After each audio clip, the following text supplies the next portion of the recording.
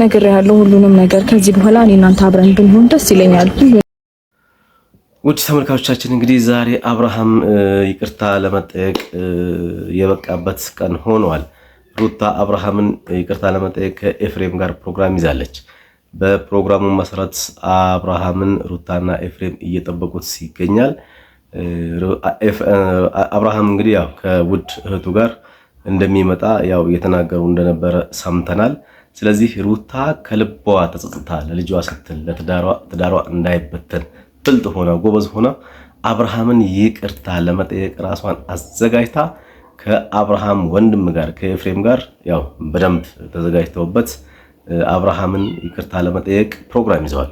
በዚህ ፕሮግራም መሰረት እንግዲህ አብርሃምን እየጠበቁ የሚገኝበት ሁኔታ ነው ያለው። ሩታ እንግዲህ መታረቁ ወይም ይቅርታ ማለቱ እኔ ጥፋተኛ ሆኜ ሳይሆን ነገር ግን ለልጄ ለትዳሬ ለህይወቴ ብዬ ከአብርሃም ጋር የቀድሞ ኑሯችን ላይ መግባት ስላለብን ወይም ደግሞ ልጃችን በጋራ ማሳደግ ስላለብን ጭቅጭቅ፣ ንትርክ በጣም ስልችት ስላለኝና የኛ ጉዳይ የማይፈታ ጉዳይ ሆኗል። ስለዚህ ይሄ ጉዳይ ለአንዴና ለመጨረሻ ጊዜ እንዲያበቃ አብርሃምን ይቅርታ ማለት አለብኝ ጥፋተኛ ባልሆን እንኳን በሚል ራሷን ያዘጋጀችበት ሁኔታ ነው ያለው። ስለዚህ በዚህ ሂደት ላይ ያው ሩታን በጣም ጎበዝና ጠንካራ ሴት ብዬ እኔ በራሴ ፈርጃለሁ። ምክንያቱም ይቅርታ መጠየቅ ወይም ይቅር ማለት መሸነፍ አይደለም ማሸነፍ ነው። ስለዚህ ዝቅ ብላ በመነሳቷ ወይም ደግሞ ለይቅርታ ራሷን ስላዘጋጀች ሩታ ቤቷን፣ ትዳሯን፣ ህይወቷን እንደምታደግ ግልጽ የሆነበት ነው። ሰላም ጤና ይስጥልን። እንግዲህ ውድ ቤተሰቦቻችን ይሄን ቤት ላይክ ሲያደርጉ ሼር ሲያደርጉ እንዲሁም ደግሞ ሰብስክራይብ ሲያደርጉ ደግሞ በየቀኑ አዳዲስ ቪዲዮዎችን ያገኛሉ። ስለዚህ አዳዲስ ቪዲዮዎችን ለማግኘትና ወቅታዊ የሆኑ መረጃዎችን ለማግኘት ቤቱን ሰብስክራይብ ማድረግ እንዳይዘነጉ በማለት እንግዲህ ሩታ ዛሬ ከማን ጋር ተከሰተች? ከኤፍሬም ጋር። ኤፍሬምም በጉዳዩ ጥፋተኛ ባንሆንም ለአብርሃምና ለአንቺ ህይወት ሲባል ለልጁ ህይወት ሲባል እኔም ይቅርታ ጠይቀዋለሁ ምንም ጥፋተኛ ባልሆንም በሚል ጭምር ኤፍሬም ራሱን ያዘጋጀበት ሁኔታ ነው ያለው። ይቅርታ ብሎ አብርሃምን ጠይቆት ከዛ በኋላ አብርሃምና ሩታ በፍቅር ወደ ቀድሞ ትዳራቸው፣ ወደ ቀድሞ ቤታቸው፣ ወደ ቀድሞ ህይወታቸው እንዲመለሱ ልጃቸውን በጋራ እንዲያሳድጉ የራሱን ሚና እንደሚጫወት በደንብ ነግሯታል ሩታ።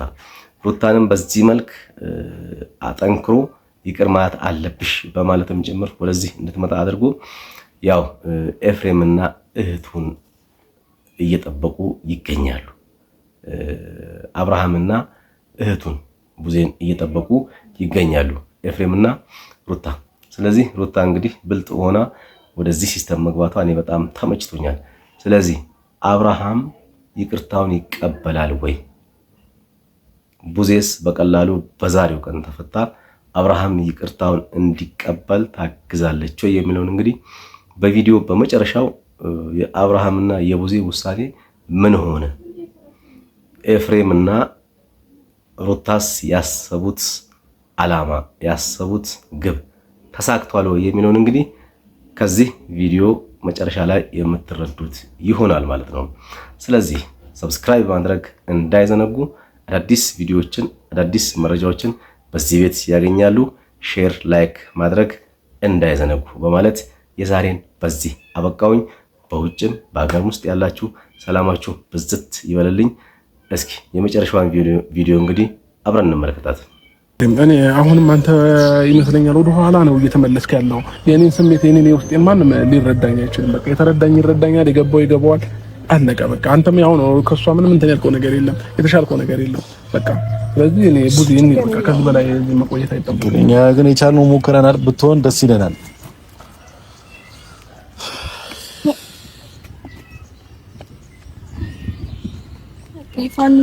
እና ቤተሰቦች እንግዲህ እኛ ያው እሱ ተጠያቂ አድርጎናል። እኛ ግን ሁሉም ነገር ትቶ ህይወቱ እንዲኖር ነበር ፍላጎታችን።